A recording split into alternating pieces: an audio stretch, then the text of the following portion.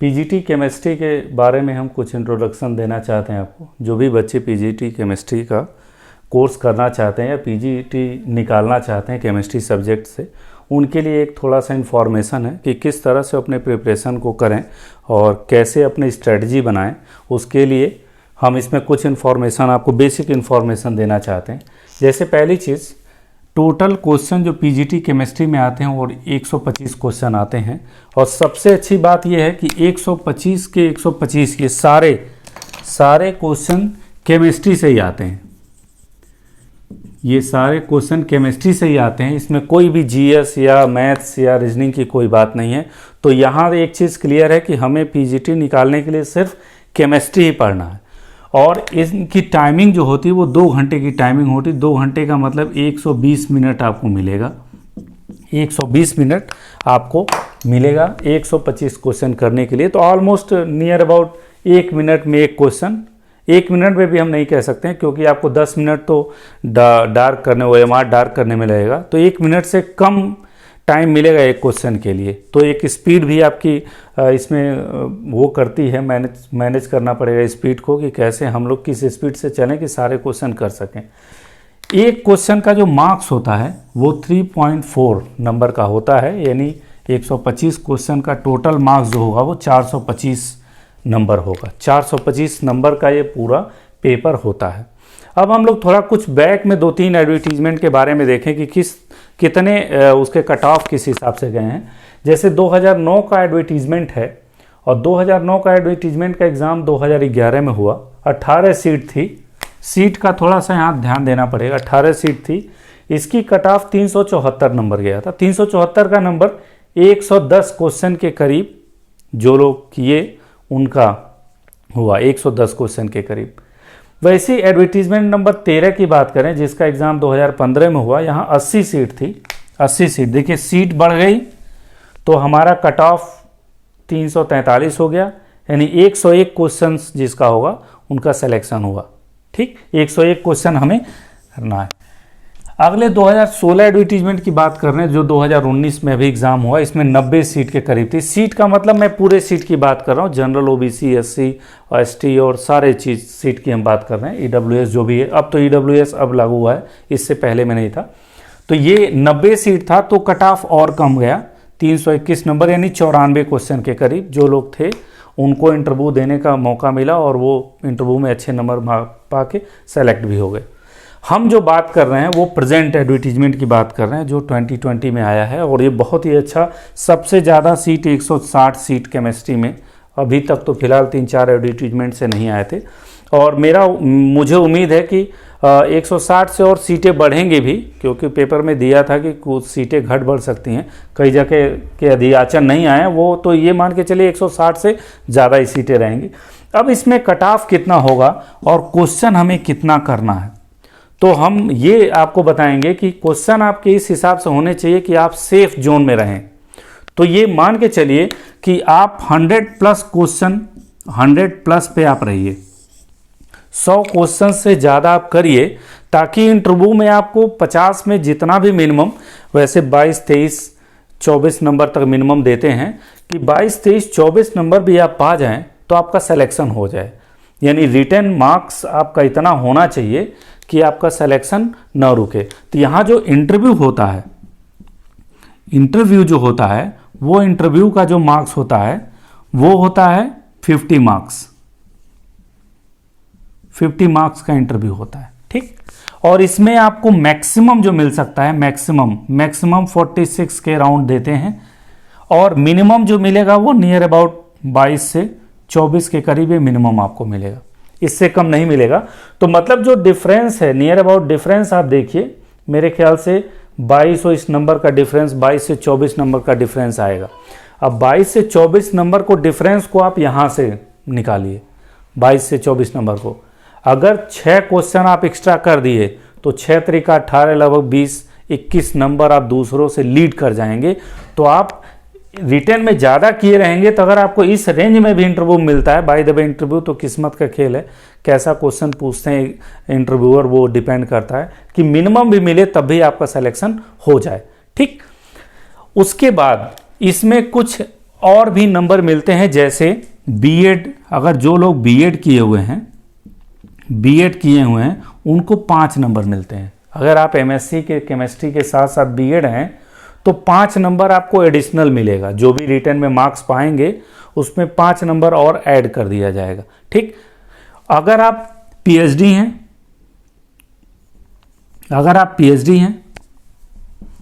PhD अगर हैं तो क्या होगा, पीएचडी में आपको मिलते हैं 10 मार्क्स। अगर आप एमएससी के साथ साथ पीएचडी भी हैं तो 10 मार्क्स मिलेंगे। सपोज करिए कि आप बीएड और पीएचडी दोनों हैं तो 15 मार्क्स मिल जाएंगे। ठीक, ऐसे ही एमएड के लिए 10 मार्क्स मिलते हैं, एमएड के लिए 10 मार्क्स। लेकिन ऐसा नहीं है कि जो बीएड और एमएड दोनों होगा उनको 15 मार्क्स मिल जाएंगे, उनको 15 नहीं मिलेगा, उनको सिर्फ 10 मिलेगा। बीएड वाला वो नहीं मिलेगा उनको। ठीक, और आप अगर स्पोर्ट्समैन हैं, वो भी स्टेट लेवल पे, तो उसका 5 नंबर मिलता है, तो टोटल आपका जो ये यहाँ से आपको मिलने वाला है वो लगभग आपको 25 नंबर मिल सकता है। 25 नंबर का मतलब अगर पीएचडी हो, एमएड हो और स्पोर्ट्स में हो तो 25 नंबर आपको मैक्सिमम मिल सकता है। लेकिन मैं जहाँ तक समझता हूँ केमिस्ट्री के बच्चे कुछ तो बीएड हो सकते हैं, 5 नंबर का यहाँ से फ़ायदा हो सकता है, कुछ पीएचडी हो सकते हैं तो यहाँ 10 नंबर का फ़ायदा हो सकता है, और जो दोनों होंगे 15 नंबर के फ़ायदे में ले सकते हैं। तो ये भी बहुत मैटर करता है। तो ये पूरा पीजीटी के बारे में, पीजीटी केमिस्ट्री के बारे में हमने बताया कि किस तरह से कितने क्वेश्चन पूछे जाते हैं, कितने घंटे का एग्ज़ाम होता है, पर क्वेश्चन पे हम लोग कितना टाइम दे सकते हैं, कितने कट ऑफ आपके जाते हैं, पिछले 2-3 एडवर्टीजमेंट में कितने सीट के हिसाब से कितने कट ऑफ गए। ठीक, और उसके बाद कौन कौन से कोर्सेज हम किए हों तो उस पर कितने नंबर हमको मिलेंगे। यहाँ मैंने ये मत सोचिएगा कि क्वेश्चन मैंने 100+ कह दिया तो यहाँ कट ऑफ 100 जाएगा। हमें कट ऑफ से लेना देना नहीं है, हमें सिलेक्शन से लेना देना है। तो हम ये 100 इसलिए रखे हैं क्योंकि 100+ आप रहेंगे तो आपका सिलेक्शन 100% श्योर है। अगर आप 90 पे 90, 91, 92 रहेंगे तो हो सकता है आपको इंटरव्यू कॉल हो जाए, लेकिन आपको फाइनल सिलेक्शन में दिक्कत हो। तो इसलिए आपको सिलेक्शन लेना है तो आपको कोशिश ये करना है कि आपका नंबर 100+ रहे, क्योंकि सीट ज़्यादा है, 100+ रहेंगे और इंटरव्यू के मार्क्स मिल जाएंगे, कुछ 30-35 भी मिल जाएंगे, तो आपका सिलेक्शन 100% श्योर है। ठीक, तो ये जनरल आइडिया था पीजीटी केमिस्ट्री के बारे में कि पीजीटी केमिस्ट्री में कितने क्वेश्चन पूछे जाते हैं, कितने नंबर के होते हैं, और जो पिछले एग्ज़ाम्स हुए हैं उन एग्ज़ाम्स के कट ऑफ कितने गए हैं, सीट के हिसाब से कितनी सीटें हैं और कितने कट ऑफ गए हैं, उसके हिसाब से हमने आपको बताया। अब हम लोग आते हैं केमिस्ट्री, पीजीटी केमिस्ट्री के बारे में। अब इसमें हम लोग देखें कि पीजीटी केमिस्ट्री में किस तरह से क्वेश्चन, कितने क्वेश्चन कहाँ से उठाए जाते हैं। पीजीटी केमिस्ट्री में सबसे ज़्यादा जो क्वेश्चन पूछा जाता है वो पूछा जाता है ऑर्गेनिक केमिस्ट्री से,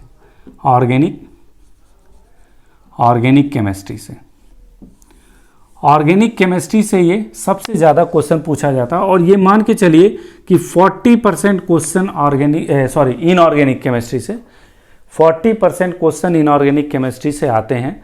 अब तो 125 का अगर 40% निकालें तो मेरे ख्याल से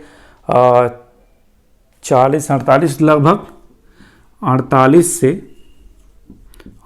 से 50 क्वेश्चन इससे पूछे जाते हैं, 48 से 50 क्वेश्चन। ठीक, उसके बाद दूसरा जो ब्रांच आता है वो होता है ऑर्गेनिक केमिस्ट्री।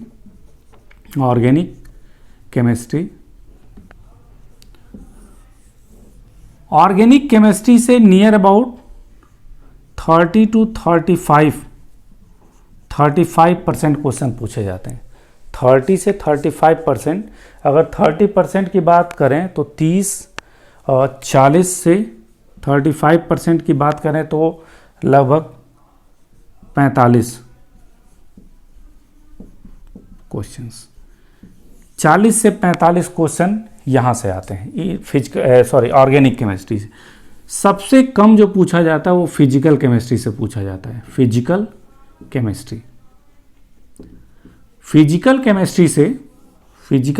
से आपके 25 से 30% क्वेश्चन पूछे जाते हैं।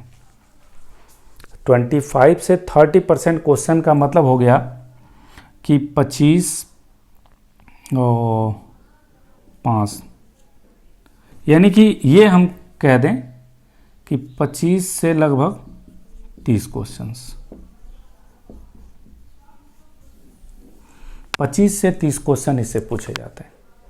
ठीक है, तो इनऑर्गेनिक से सबसे ज़्यादा 50 के करीब, 45 के करीब इससे, और 35 के करीब 30 के करीब इससे। तो ये होता है, इस तरह से क्वेश्चन पूछे जाते हैं। ठीक, फिजिकल से क्वेश्चंस कम है, इसका मतलब ये मत समझिएगा फिजिकल का इंपॉर्टेंस कम है। देखिए होता क्या है कि मैक्सिमम लोग की फिजिकल केमिस्ट्री थोड़ी सी वीक होती है, तो जो इनऑर्गेनिक केमिस्ट्री होती है लगभग सभी लोग की एक बराबर तो नहीं हो सकती, लेकिन ऑलमोस्ट लोगों की ठीक होती है इनऑर्गेनिक। डिफरेंस जो क्रिएट करता है वो क्रिएट करता है ऑर्गेनिक केमिस्ट्री और फिजिकल केमिस्ट्री। अगर बच्चा मैथ्स का है तो उसकी फिजिकल केमिस्ट्री अच्छी होती है, बायो का होता है तो ऑर्गेनिक थोड़ी बहुत अच्छी होती है। तो इन्हीं दोनों का मेन रोल है, ज़्यादा रोल है। तो फिजिकल केमिस्ट्री को आप लोग ध्यान से पढ़िएगा, क्योंकि यही क्वेश्चंस आपको दूसरों से आगे करेंगे। फिजिकल के जितने ज़्यादा क्वेश्चंस करेंगे आप, वो दूसरों से आगे करेंगे, क्योंकि इसमें तो लगभग दूसरों के बराबर ही आप रहेंगे। ऑर्गेनिक में भी बहुत सारे लोग वीक होते हैं, ऑर्गेनिक केमिस्ट्री रट के पढ़ते हैं, कॉन्सेप्ट बेसिस पे नहीं पढ़ते हैं। मैं आपको ऑर्गेनिक केमिस्ट्री बिल्कुल कॉन्सेप्ट बेसिस पे बताऊंगा और आपको कोई रटने की जरूरत नहीं पड़ेगी। तो ये क्वेश्चंस इस तरह से आते हैं। थोड़ा सा हम लोग इसमें ये भी डिस्कस कर लें कि किस टॉपिक से ज़्यादा क्वेश्चंस आते हैं। जैसे अगर हम इनऑर्गेनिक केमिस्ट्री की बात करें तो इनऑर्गेनिक केमिस्ट्री में सबसे ज़्यादा जो क्वेश्चन आते हैं वो केमिकल बॉन्डिंग से आते हैं। कुछ टॉपिक की हम बात करें, केमिकल बॉन्डिंग के बाद हम पीरियोडिक प्रॉपर्टीज़ के बाद हम बात करें तो कोऑर्डिनेशन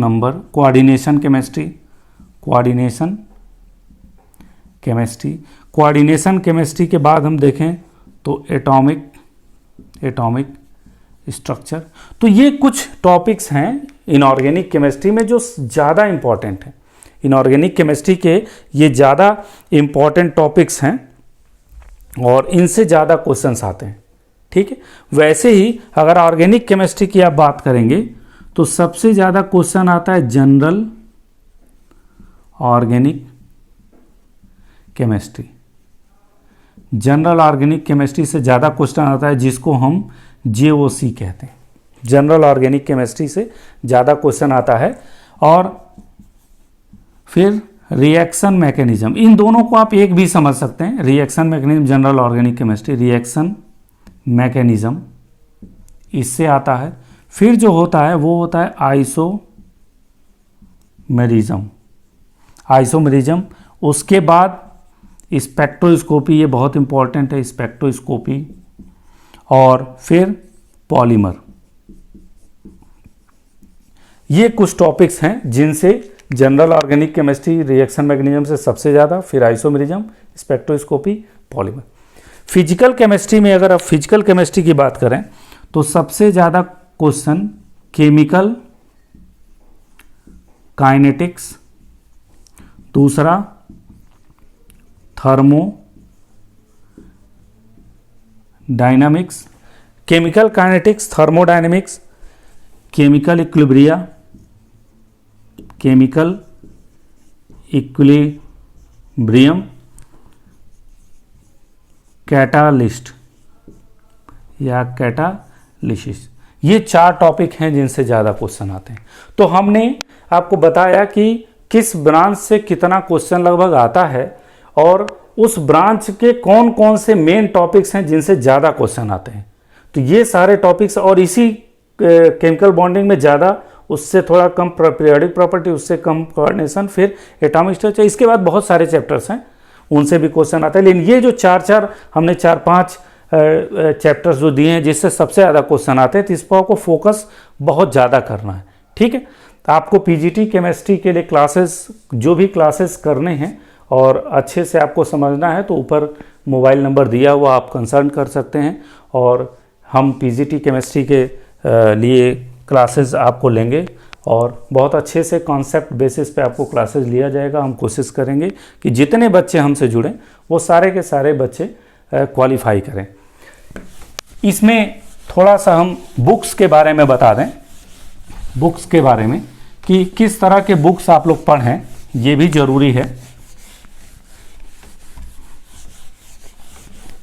बुक की बात करें, बुक्स की बात करें तो देखिए मेरा ये मानना है कि आप एक बुक कई बार पढ़िए वो ज़्यादा बेहतर है। एक बुक को आप कई बार पढ़िए तो वो ज़्यादा बेहतर है, ना कि कई बुक को आप एक बार पढ़िए। तो ऑर्गेनिक केमिस्ट्री के लिए हम बताएं, ऑर्गेनिक केमिस्ट्री के लिए आप सिर्फ एक बुक लीजिए एम.के. जैन की। देखिए हम बहुत हाई फाई बुक नहीं बताएंगे, हमको आपको सेलेक्ट कराना है, तो हम सिर्फ इंडियंस बुक की बात करेंगे, फॉरेन बुक की बात नहीं करेंगे, उसमें आप ज़्यादा फंस जाएंगे। एम.के. जैन आप लीजिए, पूरा का पूरा सिलेबस आपको ऑर्गेनिक का इस बुक में मिल जाएगा और बस एक बुक को आप फॉलो करिए, बाकी हम आपको क्वेश्चंस कराते जाएंगे। पढ़ना आपको सिर्फ एक बुक है। वैसे ही इनऑर्गेनिक केमिस्ट्री की बात करें, इनऑर्गेनिक केमिस्ट्री में इसमें भी आप एक ही बुक फॉलो करिए और हम बता दे रहे हैं जैसे पुरी, शर्मा, कालिया, आप इनको ले सकते हैं, या फिर इनको ना लेना हो इनऑर्गेनिक तो तुली मदान की आप ले सकते हैं, तुली मदान की आप ले सकते हैं, इनका ले सकते हैं, दोनों में से कोई एक लीजिए और उसी को बस पढ़िए। वैसे ही फिजिकल केमिस्ट्री में भी, फिजिकल केमिस्ट्री में आप कोई बुक ले सकते हैं, फिजिकल केमिस्ट्री में आप कोई भी बुक ले सकते हैं, या तो आप पूरी शर्मा पठानिया की ले सकते हैं, पूरी शर्मा पठानिया की ले लीजिए, एक बुक बस पढ़िए, या डी.एन. वाजपेयी की ले लीजिए। बहुत फॉरेन राइटर की बुक इसमें पढ़ने की जरूरत नहीं है, ठीक है। और इस समय जो पेपर आ रहे हैं पीजीटी केमिस्ट्री के, तो वो पेपर का थोड़ा स्टैंडर्ड है। पहले इंटर लेवल तक के काम हो जाते थे, लेकिन अब इंटर लेवल नहीं, आप ये मान के चलिए कि आपको बीएससी लेवल पे पढ़ना है, बीएससी लेवल पे पूरा बढ़िया से पढ़ना है। बीएससी लेवल के पूरे सिलेबस हैं और बीएससी लेवल पे पूरा पढ़ना है। तो ये कुछ आपके बुक्स हमने बताए, इन बुक्स को बस एक बुक फॉलो करिए, ज़्यादा बुक पढ़ेंगे तो आप परेशान हो जाएंगे। बाकी जो हम पढ़ाएंगे उसको आप ध्यान दीजिएगा और बुक पढ़िएगा। ऐसे ही आपके पास क्वेश्चन बैंक्स होने चाहिए। क्वेश्चन बैंक मतलब आप क्वेश्चन कहाँ से करेंगे, कुछ तो हम असाइनमेंट आपको कराएंगे, देंगे भी पीडीएफ में, लेकिन आपके पास भी कुछ क्वेश्चन बैंक होने चाहिए। और क्वेश्चन बैंक के लिए हम बताएं आपको, क्वेश्चन बैंक के लिए आप पीसीएस केमिस्ट्री अनसॉल्व ले लीजिए, ठीक। पीसीएस केमिस्ट्री के लिए अनसॉल्व आते हैं, ठीक है। आपको अगर आपको मिले आईएएस का खैर मुश्किल है, आईएएस केमिस्ट्री का मिल सकता है। ये सब प्री के हैं, ये पीसीएस प्री का है और ये भी आईएएस प्री के हैं, ठीक है। पीजीटी का ले लीजिए, पीजीटी जो केमिस्ट्री है इसका अनसॉल्व ले लीजिए, ठीक। आप टीजीटी में जो केमिस्ट्री के क्वेश्चन पूछे गए हैं उसका अनसॉल्व ले लीजिए। तो ये कम से कम इतने 4 आपके क्वेश्चन बैंक होने चाहिए। जैसे हम आपको दिखाएं, कुछ क्वेश्चन बैंक हम आपको दिखा दे रहे हैं। जैसे देखिए ये पीसीएस का है, पीसीएस के सारे क्वेश्चन पेपर इसमें हैं केमिस्ट्री के, और हिंदी इंग्लिश दोनों में रहते हैं। इनका जो सलूशन है उस पर बहुत ज़्यादा भरोसा मत करिएगा, बहुत सारे सलूशन इसमें गलत दिए रहते हैं। वैसे ही देखिए ये आईएएस का है, आईएएस का खैर ये मार्केट में अब नहीं मिलता है, लेकिन अगर कोशिश करेंगे कहीं पे तो आपको हो सकता है मिल जाए। तो इसमें भी सारे आईएएस के प्री क्वेश्चन है और इसमें बहुत स्टैंडर्ड क्वेश्चन है, बहुत अच्छे क्वेश्चन। तो इसको भी आप सॉल्व करिए ताकि आपका पेपर कितना हो, किसी भी लेवल पे आए तो आप उसके लिए तैयार रहें। ये नहीं कि आप एक लेवल पे तैयार किए हुए हैं, पेपर उससे ऊपर आ गया तो आप बाहर हो जाएं। इसलिए इसको भी आपको तैयार करना चाहिए आईएएस के लिए। एक और हम बता रहे हैं आपको, एक ये है यूथ कंपटीशन टाइम्स, ये अच्छा है। और इसमें अच्छी बात ये है कि इसमें पीसीएस, टीजीटी, पीजीटी सारे क्वेश्चन पेपर इसमें हैं। और उससे भी अच्छी बात है कि इसमें जो क्वेश्चन पेपर हैं वो चैप्टर वाइज हैं। सबसे अच्छी बात है, देखिए यहाँ पे अगर आप ध्यान दें तो यहाँ पे देखिए सारे ऊपर दिए गए हैं आपके प्रवक्ता, पीजीटी के पेपर्स, फिर टीजीटी के पेपर्स, फिर पीसीएस के पेपर्स। और इसमें जो चैप्टर्स हैं देखिए, चैप्टर्स जनरल ऑर्गेनिक केमिस्ट्री के जितने पीसीएस और पीजीटी टीजीटी के सारे एक साथ देंगे।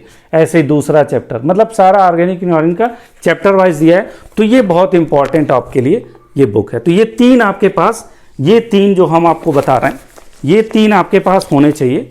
आईएएस, पीसीएस, ये टीजीटी पीजीटी, ये तीनों आपके पास होना चाहिए। ये सॉल्व आपको करना है, ये क्वेश्चन बैंक होने चाहिए। और इस वीडियो में बस इतना ही। आगे जो वीडियो हम देंगे, हम आपको पढ़ाना स्टार्ट करेंगे, आगे के लेक्चर्स केमिस्ट्री के दिए जाएंगे। Thank you.